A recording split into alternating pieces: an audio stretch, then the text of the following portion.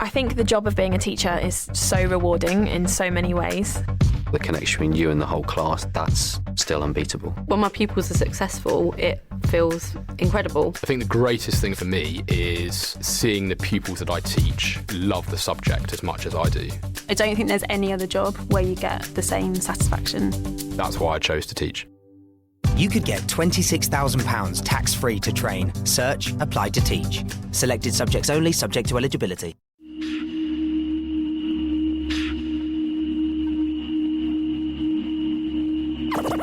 Ladies and gentlemen,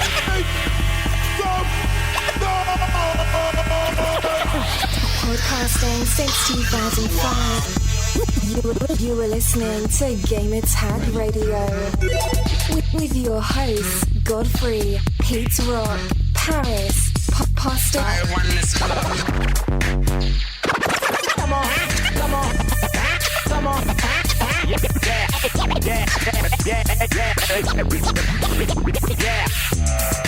Welcome to Gamer Tag Radio, episode 554. This is your host, Danny, a.k.a. Godfrey. And joining us this week, Pete Rock. Pete. What up? How are you? What's up, man? I'm all right. A little sore, but I'm doing all right. Sore. The workout, the whole workout thing dude. is... Yeah, man. I'm not used to this afternoon workout thing, dude. I got to get it. It's got to be 6 in the morning because I don't like this after workout, like after going to work, then have to throw that in there. No. Man, so how you feel like going to work, man, like that? The next day or something like that? Stuff? You just put up with it. And that's something I actually asked for the next person you're going to introduce. Yeah. I've always wondered, like, after a while, like, do you just deal with a perpetual state of soreness? Like, is that just normal? Like, is that like the price you pay for trying to stay in shape? It's going to be like that maybe for like the first couple weeks, and then after that, it don't matter, no, because you're not really doing anything until, if you don't feel sore afterwards, you're not really doing it. You're just going through the motions. And that's how I feel about it. So you did something if the next day you're sore or you got noodle legs because you did legs that day or whatever, so that's just my personal opinion. And also we have finally, after a couple weeks, maybe a month, Paris is back. I could just leave again if you want me to. Jesus Christ, man. You guys seem so happy when I'm not on, so I don't know. Am I ruining something? You know why we're happy, Paris? You know why? Because Pete and Patrick, they're not mean like you. Well, those mean tweets I've been getting 24/7. Well, we know you can't be happy because you can't interrupt me when I'm trying to talk on the podcast. I'm sure you were pretty sad about that. Wow. Well, I could interrupt Pete or Patrick. Which you did on the last episode, by the way, but we won't talk about that. But to answer Pete's question, you're both right, actually. After a few weeks of doing it, you're not going to be sore all the time. But like you're saying, Pete, if you're not feeling that pump and you're not feeling that burn while you're doing it and a few hours after you're doing it, then you're just going through the motion. Like I literally just went to the gym and I still feel it right now. But when I wake up in the morning, I'll be fine. Yeah, it's like I left the gym and today was calves. So it's like I left the gym and it was like, I don't know how I'm going to press the gas or the brake because I can't feel my feet. Yeah, not to turn this into the fitness show, but it literally comes down to this: hard work, dedication, consistency. If you do those three things when you go to the gym, you're going to be fine. Yeah. And Pete, remember this, Pete. Don't hurt yourself before we go to E3. Oh, no. This, I'm 3 months in now. Is it officially 3 months in now from me hitting the gym consistently 4 days a week minimum? So, yeah, man. All right. Well, congrats, man. It's been a learning process. It's the hardest thing is not whether I want to go to the gym or not. It's whether I want to say fuck it and go to Popeyes and grab a 3-piece and sparkle. It's just that is probably the hardest thing, and it's not the waking up early and going to the gym. It's fighting that urge. Now, not to say that I can't have those cheat days, and even on those cheat days, I don't go Fat Boy Chronicles like I used to. It's still a within moderation type thing. It's crazy. Well, I have a question though to you guys. Are we gonna have our second annual Eat 3? Yes. Like that? Oh, absolutely, yeah. Absolutely. But see that, and again, I'll make this short and sweet. But that's the thing. I still get it in. You know what I mean? But I just don't get it in all the time. But when I do get it in, I'm getting it in. You know what I mean? It doesn't, you know, it's not like I'm one of those weird people that can't drink or eat pop. Hell, I had Popeyes the other day. You know what I mean? But I'm not, it's just, I don't do it all the time. That was the first time I had Popeyes in 2016 was, hey, look, after I saw Batman Superman for a second time, I was like, I need Popeyes. And so I had to treat myself. I haven't had Popeyes. I haven't had Popeyes since December. Yeah, maybe even November. Yeah. It's been about 5 months since I've had Popeyes. Yeah, and I didn't start this journey until November. So. But let me say one last thing, and before I'm sure half the people are rolling their eyes when they want to hear about video games. But shameless plug, I have to do. I do a new podcast to do with a friend of mine, Chris. It's called Two Big Topics. We only do it once a month.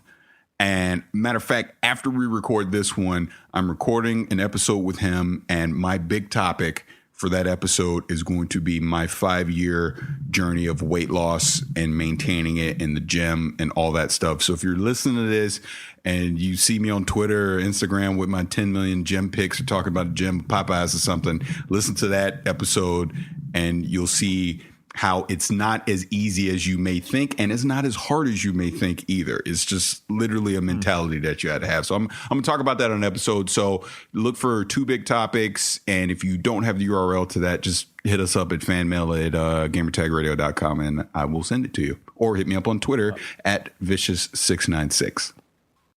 All right.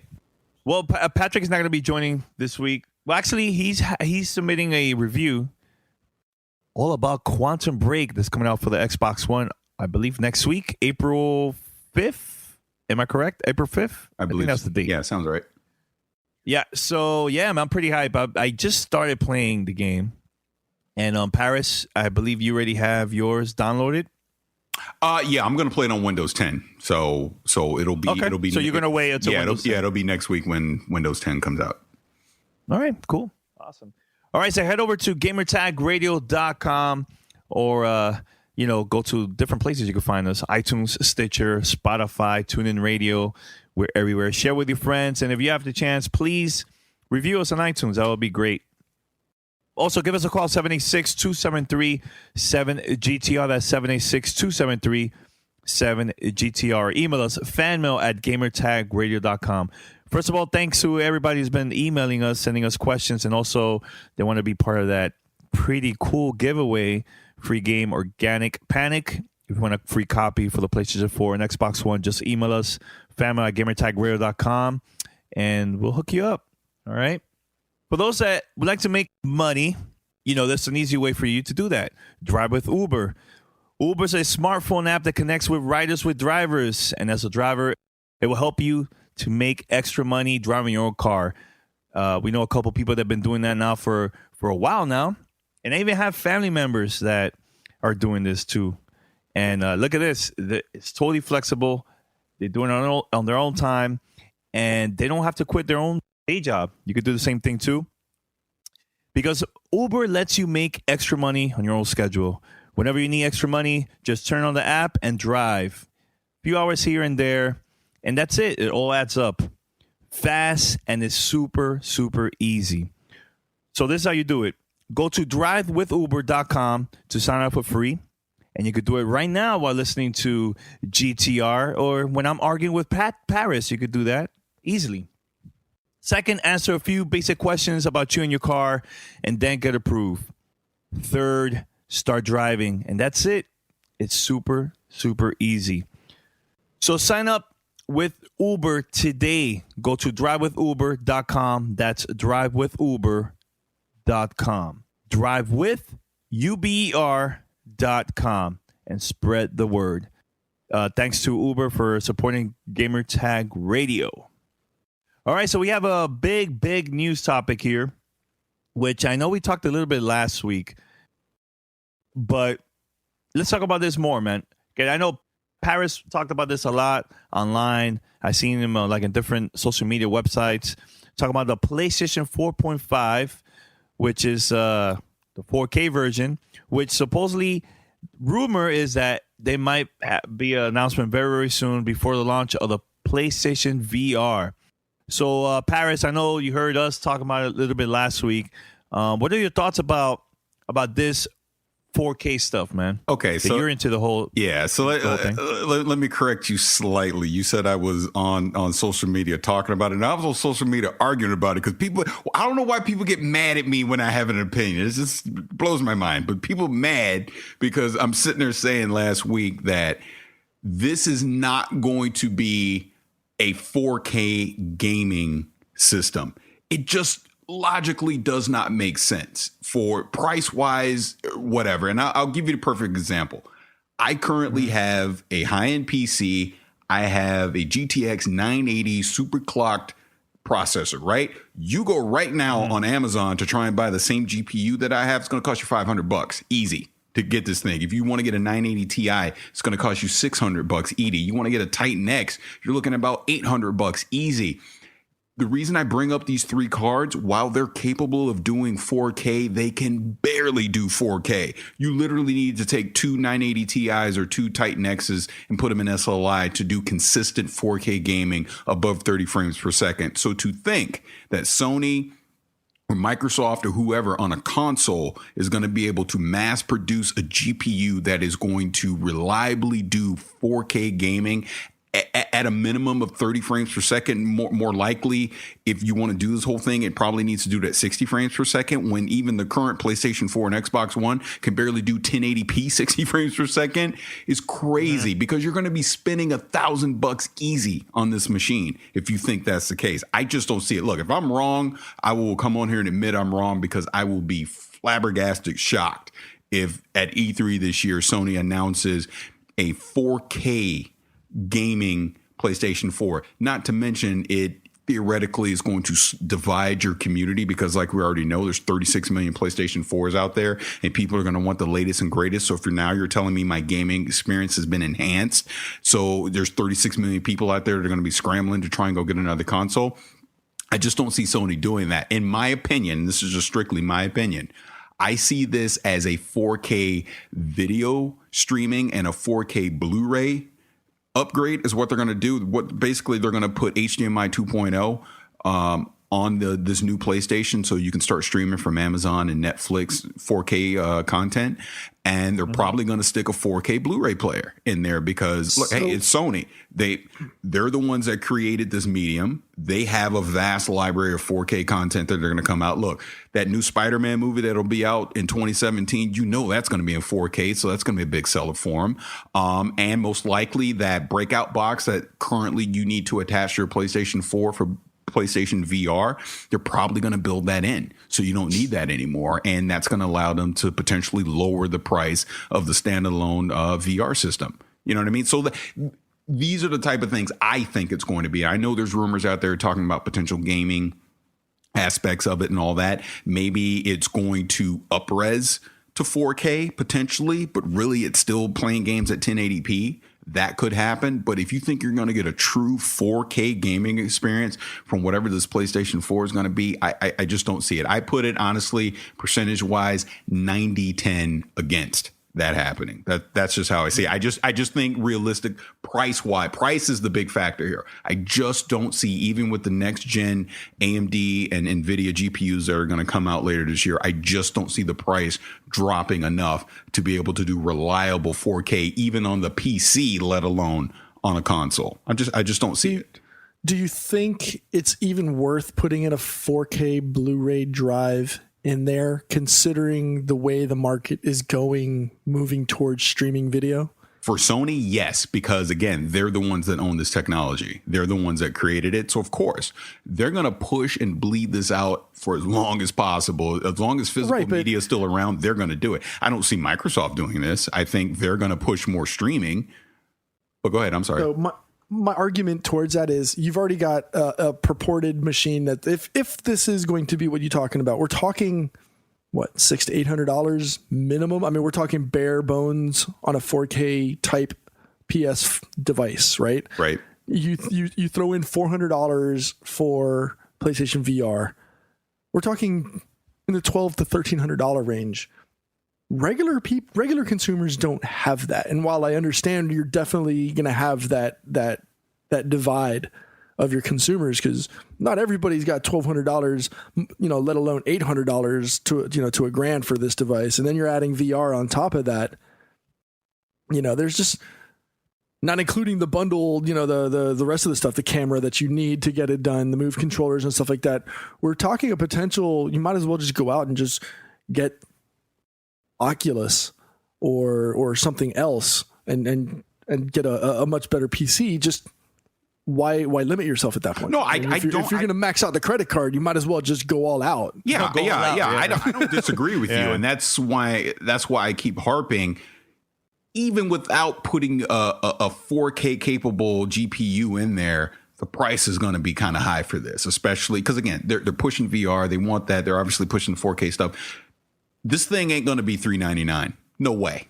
I just don't see it. Oh, hell no. You know what I mean? So if you're already paying a premium, I can't see them pushing this thing beyond $600. You know what I mean? And if you push this beyond $600, that means you're truly trying to do 4K gaming, which, again, I think kind of splinters your market as well, because you're going to have a lot of early adopters who are going to be upset about that, who says, well, why didn't you have this at launch? I actually was in a conversation on Facebook. Shout out to Khalif over at Spawn on Me, going back and forth with some people on his Facebook page talking about this. And the one guy was saying that, HDMI 2.0, they're going to need to put in this. And he was like, well, why didn't have HDMI 2.0 at launch? It's because the standard wasn't ready yet when the Xbox One and the PlayStation 4 came out. Because it's funny, I have two 4K TVs in my home, and I purposely waited until HDMI 2.0 was ready to go. That way I knew Netflix would be supported.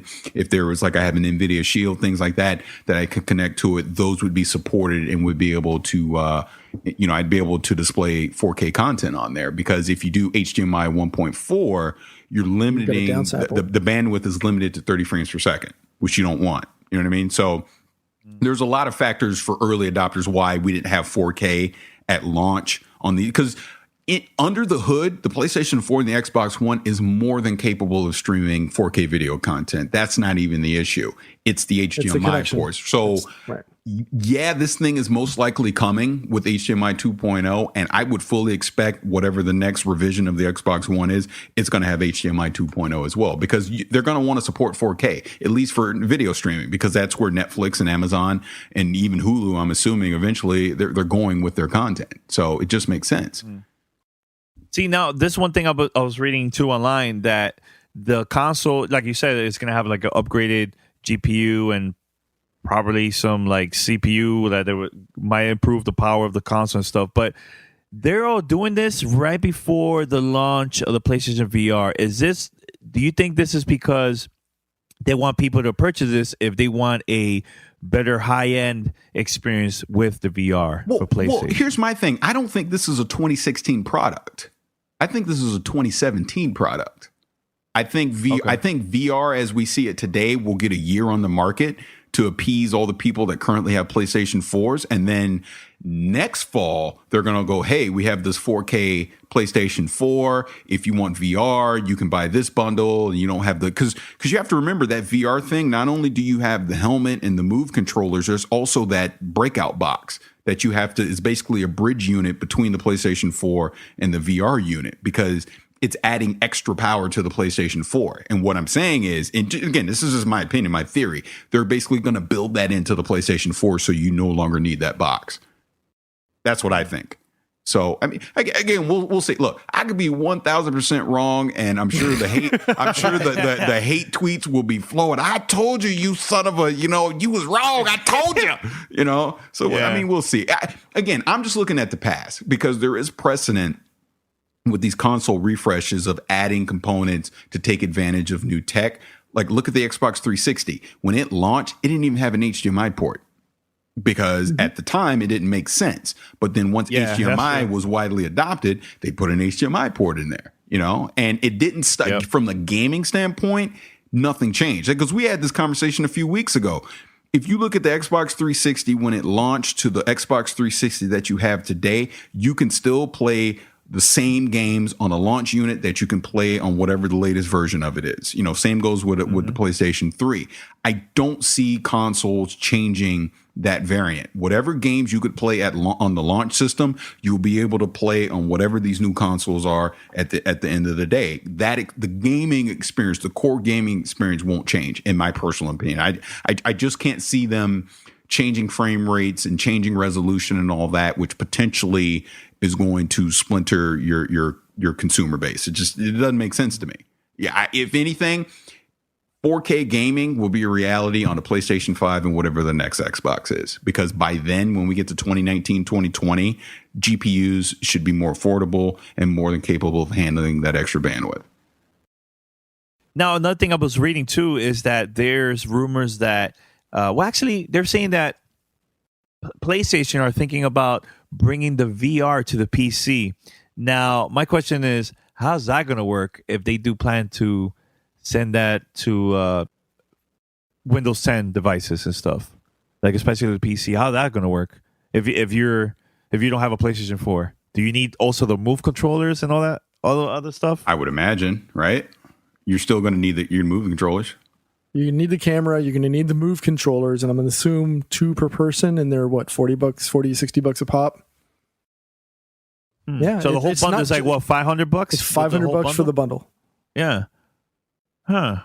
I mean, if I'm going to put $500, I'd rather go with the Oculus instead of the PlayStation VR. Like, why would I get? But do you have a PC that can support Oculus? No. But if I'm going to spend... Break out the credit card. No, but I'm saying if I'm going to spend $500, might as well go, like you said, Pete, go all out. Why get something that's less powerful than Oculus? But see what Pete is saying. You don't currently have a PC that could support VR. So what Sony's banking on is you have a PlayStation 4, and they're saying that device will be capable of supporting their VR. They're banking on the 36 plus million PlayStation 4 owners out there. You got to figure more than half of them do not have a PC that could support Oculus as it is today, right? So they're basically saying, look, for $399 or whatever the bundle is, you got a camera, move or whatever, you can get into VR. But like if you wanted to get Oculus, you're still going to have to spend however much Oculus is, and then you're going to have to invest in a high-end PC to support it. So you're going to wind up spending double, if not triple, the price of just getting the PlayStation VR unit. Well, we still don't know the full details, but we'll see what happens in the future, man. You see, like, E3 is going to be very interesting from everybody, man. From everybody. Oh, no doubt. Like I think, Microsoft been kind of quiet, very quiet. Sony, there's been things that's been leaking here and there. And Nintendo, zero. No information what's going on with them, which for sure, they're probably going to have a press conference soon to announce the NX, but I'm very excited for this year's E3, man. I'm wondering what's going to happen, especially with Sony. They're comfortable now, man. They're on top. They're number one right now. They're, all these games they announced a couple of years ago. Is it going to eventually come out this year? They're going to push it next year. It's going to be a very interesting E3 this year. Well, you figure they're like right now. I'm looking at it on Amazon.com, and they've got Oculus Rift bundles already combined with Asus desktops and Alienwares and Dells and stuff like that. The cheapest one is $1,500. Yeah. It goes all the way up to $3,000. And that's a total package. You've got the Oculus, headphones, controllers, PC. I mean, and we're talking high-end gaming PCs. And even if you're going to go with the lower tier, and I hate to call it the lower tier, but if you really think about it, it's going to be a console version of VR. So yeah, it is going to be lower tier.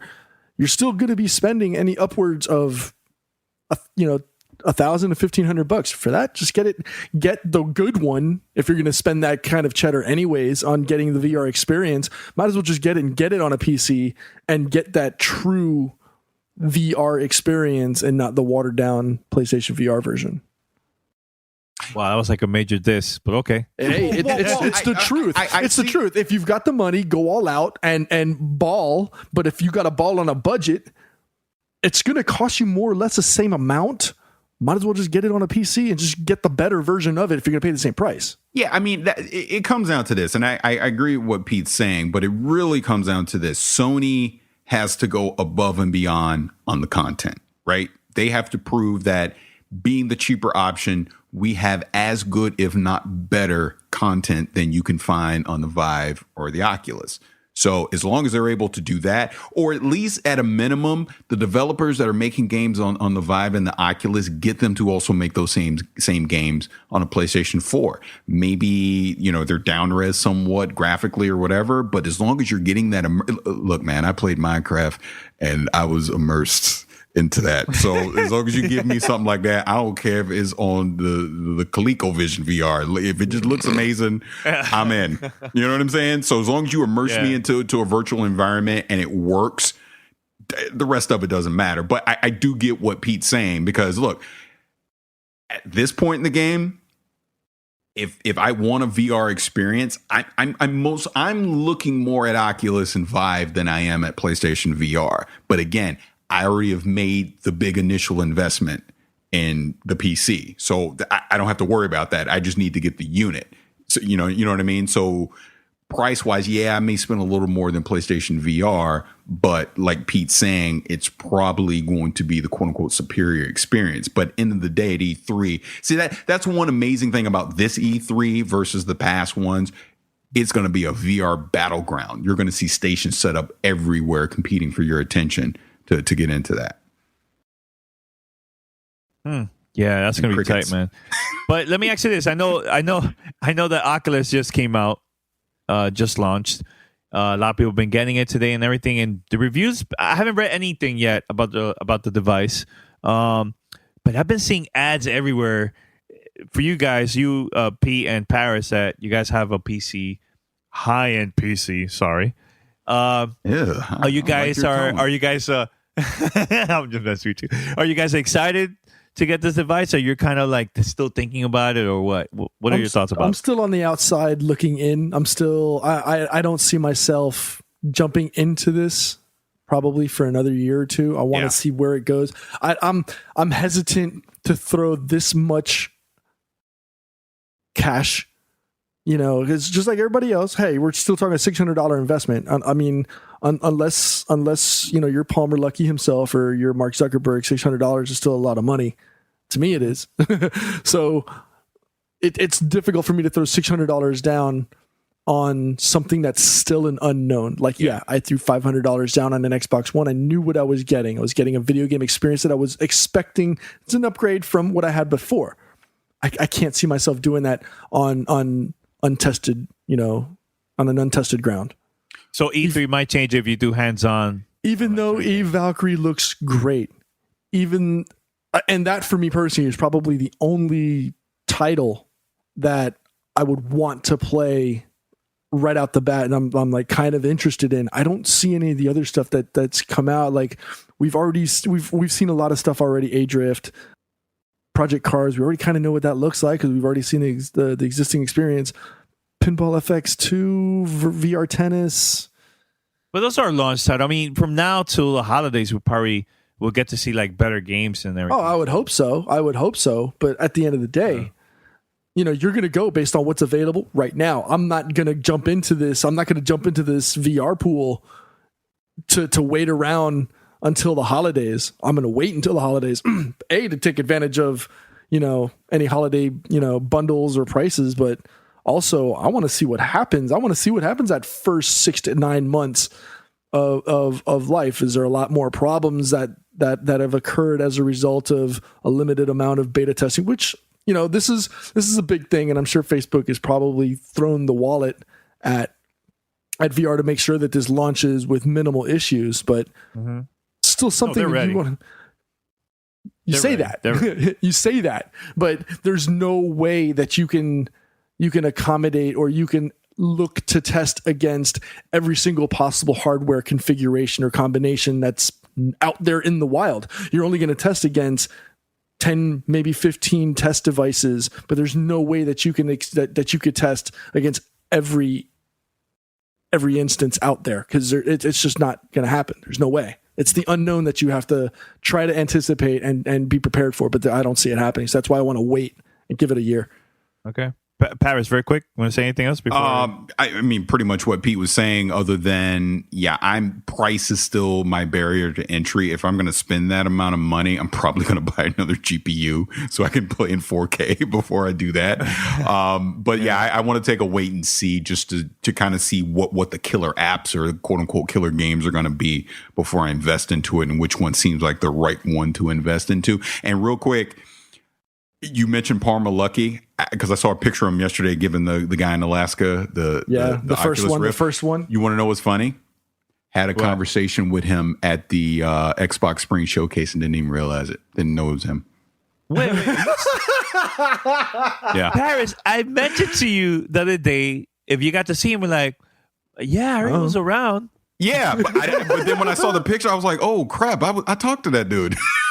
Had nothing to do with gaming. Just like I forget exactly what it was, but I think we were looking at Killer Instinct, because Killer Instinct was right there by the Oculus, area where they were showing it off, and he was standing there watching someone play, and we were talking about the match. That was him, and I was like, oh my god! I talked to him, didn't even know it.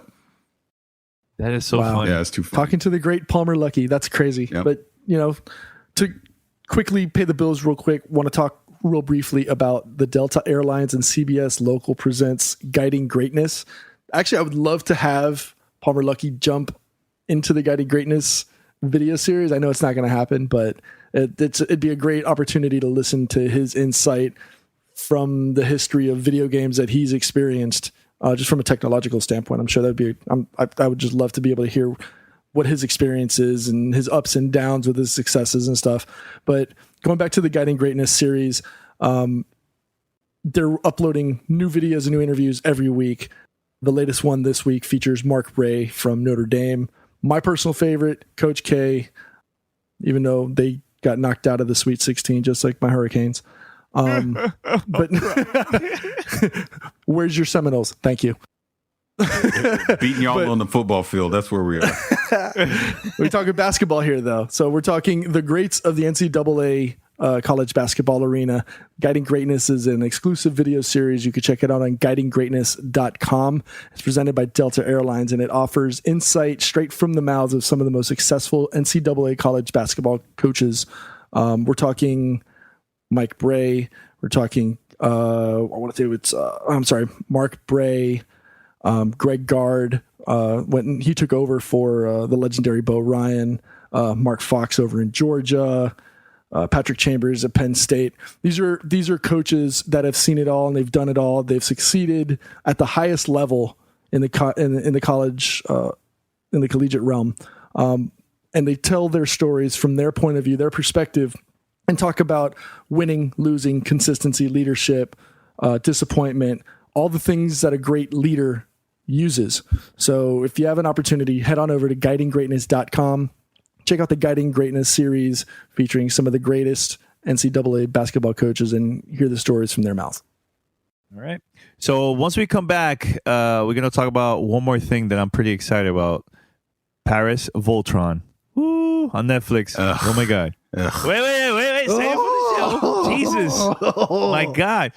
All right. So right now we're going to play a review by Patrick of Quantum Break for the Xbox One. So we'll be right back after this. Voicemail 786-2737-GTR. Hey, what's up, Gamertag Radio? Patrick here, aka Paulston J, and I got a new game review for you guys for this week. This time we're talking about Quantum Break, Microsoft's highly anticipated new first-party exclusive, available only for Xbox One and Windows 10, and developed by Remedy Entertainment, the guys who brought us Max Payne and Alan Wake. So for review purposes, I played and reviewed this game on Xbox One. So what is Quantum Break? Quantum Break at its heart is a third-person, cover-based shooter with superpowers based around the concept of time. So in Quantum Break, you play as Jack Joyce. Jack Joyce is a man who's been separated from his brother Will for about 7 years. And when he reunites with Will, he discovers that Will and Jack's best friend Paul have been secretly working on technology to travel through time. So at the beginning of the game, there's an incident, there's an explosion, and there's basically a cascading effect, a quantum break, if you will, that could lead to a series of events that could lead to the end of time. So you, as Jack, at the epicenter of that explosion, develop superpowers based around time and have to use these new powers to help try to save the world. So I'm trying to be as vague as possible there because the story is the key of this game. As a single player only game, everything is about the plot. And the plot in Quantum Break is interesting because since it's based around time travel, it's based around the choices that you make. So the story is broken up into 5 acts. And each act has a certain number of chapters inside of it. So when you complete an act, what makes Quantum Break is unique is you have these junction events. And these junction events happen at the end of each act, and you have to make a critical decision that drastically alters the story of the rest of the game. And, these are pretty extreme examples, too, because, like, the decision you make at the end of the first act will drastically alter the path and the nature of the story as it progresses forward. And obviously, this will have a cascading effect on the future junctions and decisions and acts, because, as it says, there are 5 acts, 4 junctions, each one leading to a culminating effect to have, an ending based around the decisions that you made. So this is obviously a game that very heavily encourages replayability. So let's talk about the combat. In the combat, as I said, it's a third-person shooter. It's cover-based, but it's a very organic system. So as opposed to other games where you have to press or hold a button to get in and out of cover, in Quantum Break, it's all reactionary. When you move Jack up into a lobe behind cover, he'll automatically duck down. If you move it behind next to a wall, he'll automatically put his back to the wall. He also reacts naturally to gunfire as well. So if you're sprinting around out in the open and people start shooting at you, Jack will automatically duck down lower to try to avoid some of the bullets. So, because you are one man going up against an entire corporation, a paramilitary force, if you will, the odds are very heavily stacked against you. This is where your time superpowers come in handy. And they're broken down into a couple of different unique styles of superpowers. So one of them is called Time Dash. And Time Dash allows you to quickly dart in a certain direction to get out of the way of explosions or gunfire, or just, get the drop on your enemies. The cool thing about Time Dash is that not only does it give you a nice reprieve to get out of the way of things, you can also hold down the aiming button during the dash. And when you come out at the end of the dash, you'll automatically have slowed down time around you so you can line up headshots or shoot explosive barrels and cause all kinds of chaos in the battlefield.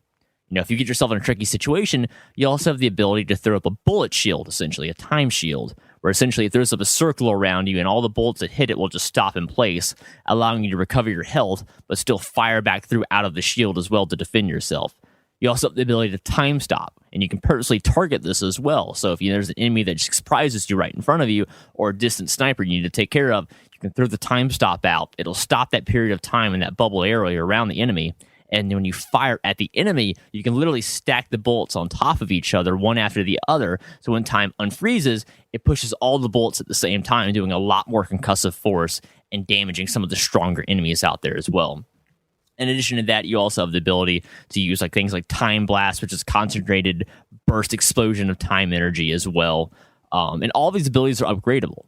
So as you play through the game, kill enemies, get experience points. You get these experience points. You can go into your talent tree at any time in this main menu or the pause menu and upgrade those abilities to things like, the time slow lasts longer. You are able to mark enemies when you use certain abilities. On top of that, all these certain tools give you a competitive edge that you drastically need to overcome their overwhelming odds against you. Because the cool thing is the AI is pretty smart. They use tactics to try to overwhelm you and flank you. And they're pretty aggressive as well.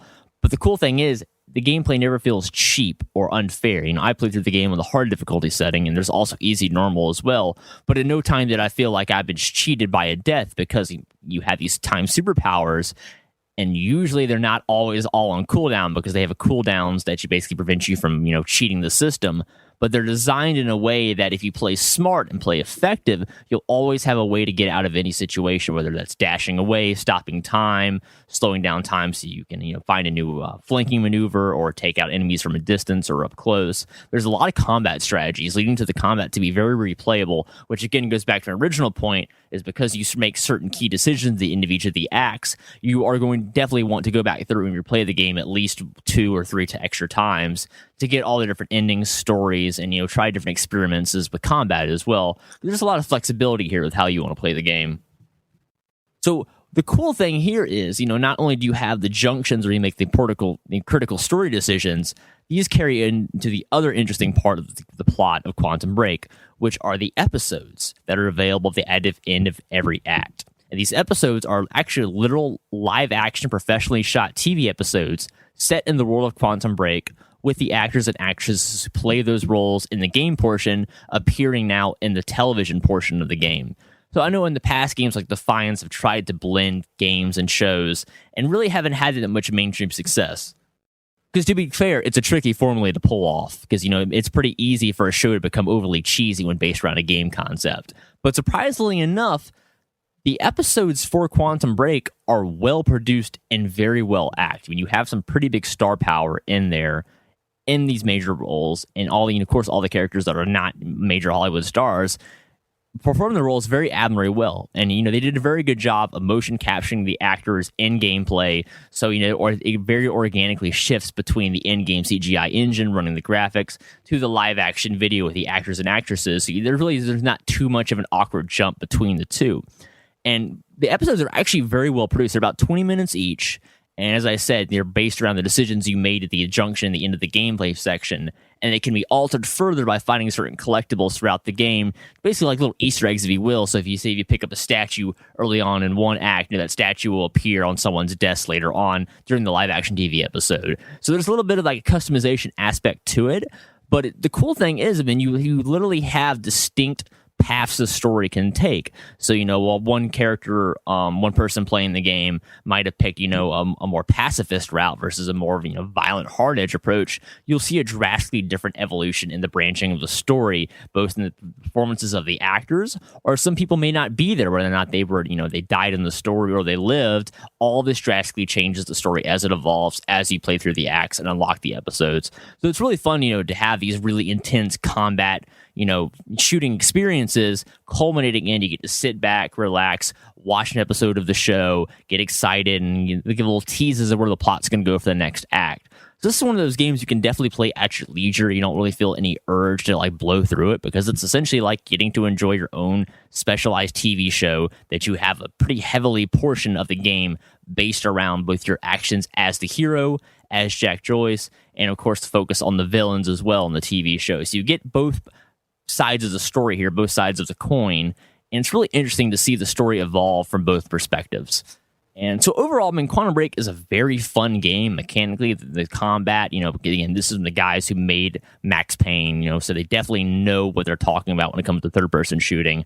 And, this game borrows just enough of those third-person mechanics from Max Payne to be familiar, but it's still fresh. This is a game that, in the past, we've had a lot of games that try to do the time power concept. God knows too many to count, but very few actually make the time combat not only engaging, but breathtaking as well. The visual effects in this game really are impressive. You have these instances called stutters, where sometimes you'll have these echoing effects of the time cascade will stop time, slow down time randomly, and just, artificially can alter the battlefield in ways that make it seem very, fun and fluid and organic. You have some later enemies as well that can mimic your time travel abilities to mix up the challenge. So, these guys can't be stopped. They have to be outthought because they have the same time ability as you do. So other twisted turns like that really help shape the gameplay, switch it up, make sure it's always fresh, and more importantly, the narrative always continues at a brisk pace. So you never feel like you're getting bored or losing interest.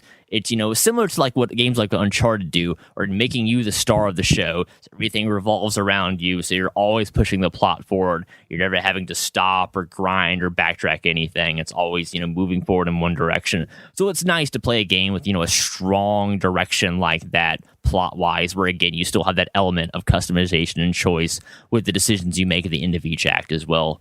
So, overall, I think Quantum Break is a must-own game. Not only is it terrifically fun as a game, it's entertaining as a product, as an experience, and it has a replayability on top of that, where you will want to go through and play it at least 1 to 2 more times on top of that, just to try out the different experiences, the combat, fully upgrade Jack Joyce, and of course get the different ending as well once you go back through and say, what if I did this as opposed to this like I did last time?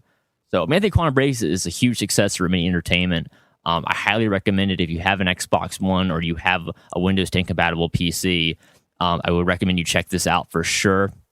Xbox One copy, obviously, is going to be the go-to if you can't afford a nice computer, because Quantum Break is a gorgeous game. The Xbox One does an admirable job of running it, but this is definitely a resource-heavy game, so make sure you have a powerful rig. Before looking at the Windows 10 version of Quantum Break, but if you have the beefy machine, I think this definitely is a game you want to pick up, because this is one of those, those jaw-dropping milestones we've reached in gaming, where you just have those wow moments of the combination of, the lighting, the great character models, just like the actors that they portray, and, of course, all these cool time-altering effects that happen on top of that. So it all culminates in this really cool, visual, organic, really fun experience that, whether you have an Xbox One or a computer, you're going to have a lot of fun playing Quantum Break. So again, highly recommend it. Check it out. I do think it's worth that $60 price tag, because this is a AAA experience, and this one that you will have some replayability out of as well. So it guarantees multiple playthroughs. So overall, again, Quantum Break, a lot of fun. Who knew you could have so much fun playing with time, but they did an admirable job directing, casting, writing this game. The voice acting is all stellar. Really, this has all the trappings and hallmarks of a quality AAA title that you would expect from a big first-party exclusive, like what this game was purported to be since it was first announced. So I think Remedy definitely nailed what they wanted to do. So go check out Quantum Break. It's a ton of fun. And now I'll send it back to the guys at the show. Thanks. This is Gamer Tag Radio. Voicemail 786-2737-GTR. All right, that was Patrick. Quantum Break. I just started playing mine. I just finished Act 1. I'm pretty excited about it, man. What about you, Paris? Are you're excited for the game or what? Oh, yeah. Like I said, I can't wait to play this on Windows 10. I definitely want to crank all the settings up and just see how great it's going to look. 'Cause like I said, I played it at the spring showcase, but at the time it was still locked at 1080p, 30 frames per second. So I want to get it up at 60 frames per second, see how it looks, maybe get it up to 1440p and check it out there. All right. Awesome, man. All right. Paris, you could go on now. No, I know I can go. Well, Jesus, we talking Quantum Break, and I know you want to talk Voltron and all that, but Danny, since you're so in love with Voltron, I think you need some financial advice, because Voltron is a financial loser. So our friends over at LearnVest is an online financial advice company focused on empowering people nationwide to make smart decisions. Voltron's a bad decision. Smart decisions with their money. If you want to know how aggressively to pay down your student loans, your Voltron Netflix subscription, LearnVest can help with that. If you want to know how much you should put aside for saving or contribute to your retirement account, LearnVest is on it. They'll create a custom financial plan. Plus, they'll pair you with a financial planner to help keep you on track. I even checked out the site a little bit. I mean, you can download an app. Like I said, they'll connect you with people, help you build that financial portfolio to, get you out of debt, get you on the right track. It's a great site. So again, check out a sample plan over there. Get $50 credit. Go to learnvest.com/GTR. Again, if you want to get a $50 credit, go to learnvest.com/GTR for all your financial advice needs. Awesome. So why you had to diss me like that? I got to dish you like that because, okay, again, if people have been hearing me on the podcast airwaves over the years, they know I hate Line Voltron. I can't stand Line Voltron. Why you hate Line Voltron? He is a cheating son of a gun. That blazer sword is, I can't stand it. Here's every episode. I hate the ship one. Here's every episode of Voltron. I'm going to give it to you in a nutshell.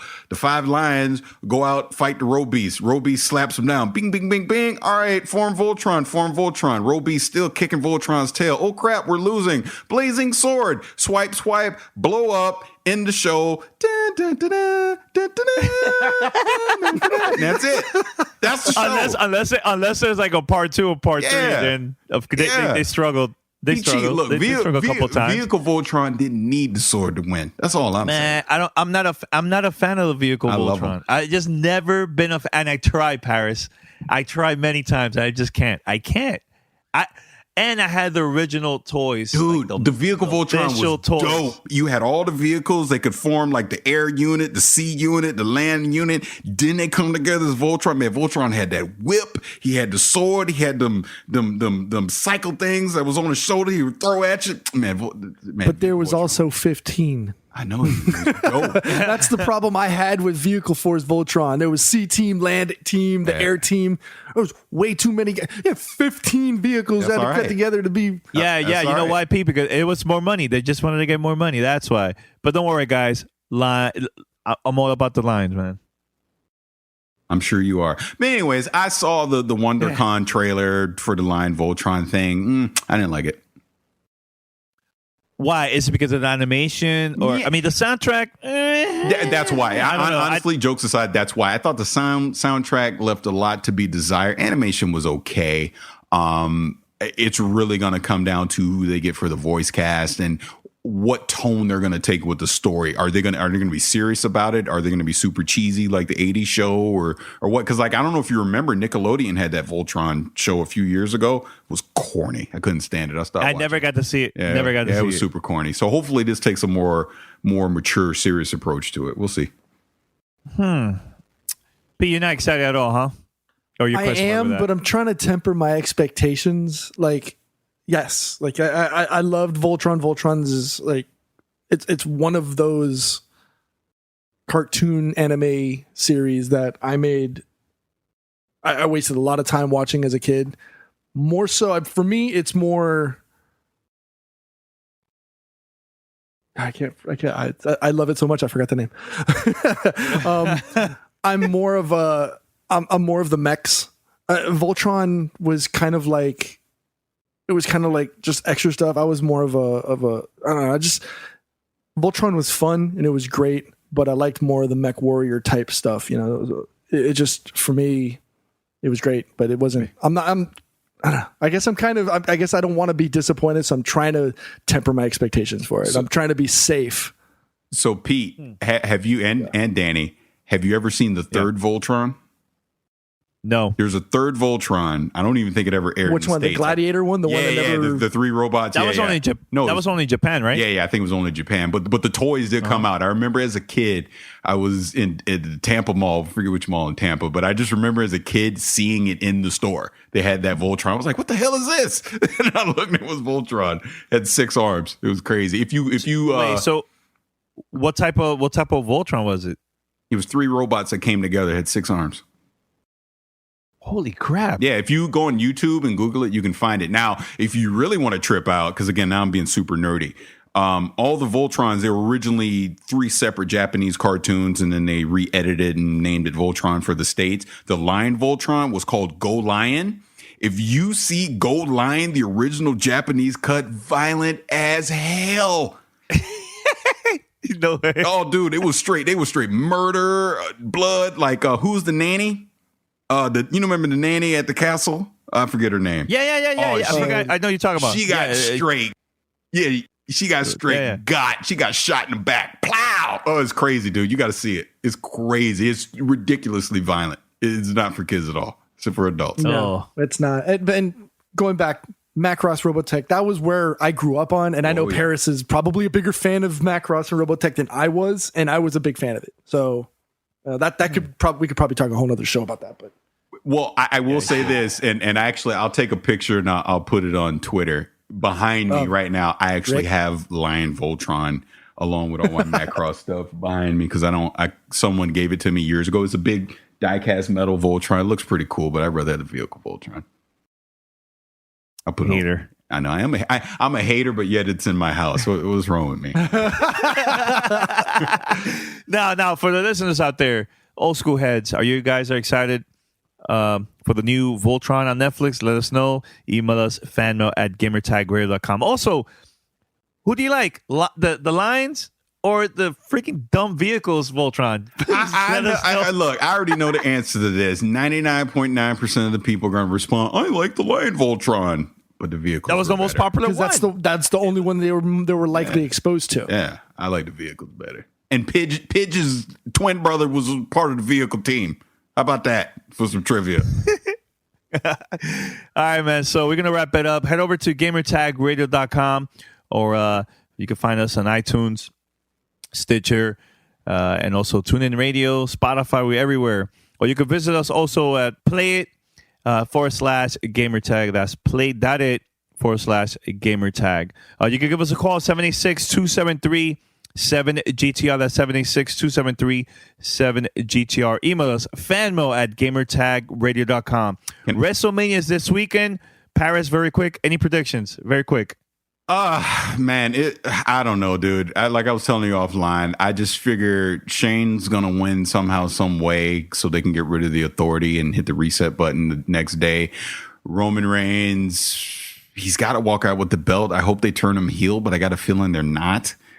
They're gonna boo the hell out of him at that thing. So I don't know, dude. I'll say this: this is my least anticipated WrestleMania in probably 10 years. Yeah, the lineup is kind of weak. Yeah, it's pretty weak. But I'm more excited for NXT TakeOver. Now that's definitely worth watching on WWE Network Saturday night. That's going to be fantastic. I can't wait for that. Is it Saturday night or Friday night? Friday night. Saturday night is the Hall of Fame. Is Saturday night. Yeah. Oh, one last thing for me before we go, dude. I started from scratch playing The Witcher 3 again. Dude, it's still the best game in this generation. I just have to say that. I think so too. My God, it's so freaking good because it's like I'm purposely making different decisions than I did before, and already I feel like I'm going down a completely different path than I did the first time I played. It's pretty cool. Awesome, man. What about you, Pete? Before we wrap it up, I'm just looking out for Macross Delta coming out next month. Going back to Robotech and robots. That's just me though. Okay. Well, I'm definitely getting the Star Wars Blu-ray. Yeah, extra content. I'm excited for that. All right, so we're out. Until next time. Peace. Later. Peace. You're listening to Gamer Tag Radio. Be sure to like us on Facebook. Follow us on Twitter. Thanks for listening. Tune in next week.